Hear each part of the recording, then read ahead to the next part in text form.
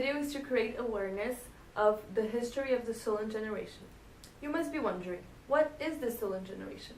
The stolen generation is a group of outcast children whose mother is Aboriginal and father white.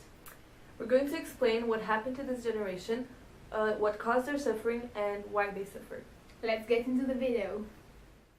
Since the English captain James Cook arrived and started colonizing Australia in 1770, the Aboriginal people were already considered as inferior, as the English named Australia Terra Nullius, which means a land not inhabited by human beings. Therefore, everything started a long time ago. Once English people arrived, the Aboriginal were pushed further away from their traditional land into the outback, where life was much harder. This was one of the first discriminatory acts against Aboriginal people. Moreover, not only did the English arrival disturb the harmony which the Aboriginal used to live in, but a great part of the Aboriginal population also died, leaving women alone. Englishmen took advantage of those Aboriginal women by raping them, which led to the birth of outcast children. The half-caste children were just an excuse for the British settlers to get rid of what they called the Aboriginal problem by whitening them. However, there was a discrepancy in the whites' purposes because they were not the only first inhabitants of Australia, but also of the world. So why were they the problem and not the whites who took everything that belongs to the Aborigines in the first place?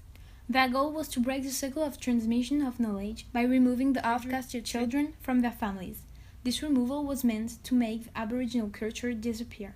More than 6,200 children were sent to dormitories, even though their parents were still alive. Since 1897, a series of laws were established in order to separate children from their families, giving the chief protector full power. It lasted until 1965. As a consequence of these acts against Aborigines, the stolen children lived in a white family who didn't understand their background, searching for their real identity. As they grew up, they had to face a low self-esteem, a loss of identity, feeling of mistrust, all because they felt like they didn't belong anywhere, not even in the place they came from. There was also an increase in the criminality and violence in the country. On top of that, they were not the only ones to suffer. Their siblings felt guilty for not being taken and had the feeling that they lived with ghosts, as they knew the existence of their brother and sister, but they didn't know where he or she was. They lived with the memories of their taken away sibling. As far as parents were concerned, they were afraid that their other children would be taken away and spent years looking for their missing children. Not to mention the feeling of grief and devastation of the mothers, who sometimes even committed suicide. Nowadays, people are aware of the damage that was done to the Aborigines, and Australia is trying to lessen their sufferings. However, to what extent Aboriginal sufferings can be healed? Even with governmental initiatives to help Aboriginal people, such as the Tory Day, there are things that can't be undone.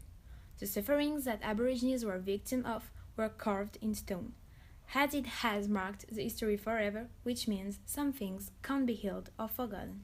It is important to remember that this traumatism is transgenerational, as it affected the parents of the stolen children, the stolen generation itself, and their children.